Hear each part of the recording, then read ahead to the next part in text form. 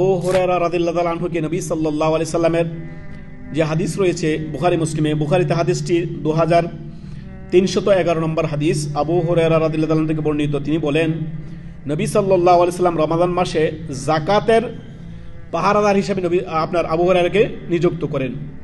তো প্রথম দিন আসলেন ইবলিস শয়তান, সে কিছু নিয়ে যেতে লাগলো, আবু হুরায়রা ধরলেন। এইভাবে করে 3 দিন এই ঘটনা ঘটলো।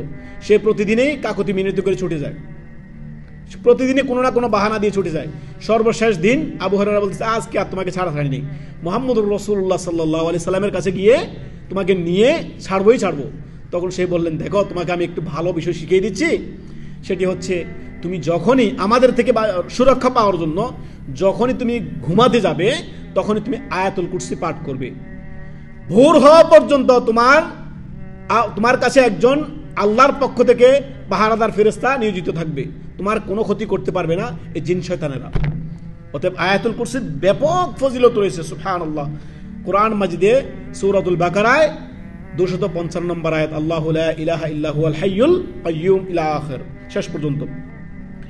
আয়াতুল কুরসির 5টি ফজিলত রয়েছে। এর মধ্যে প্রত্যেক ফরজ সালাতের পরে যদি কোনো ব্যক্তি পাঠ করে সে জান্নাতে প্রবেশ করবে, শুধু মৃত্যু তার বাকি থাকলো, মরলেই জান্নাত। ইল্লাল মাউত বলা হচ্ছে, যদি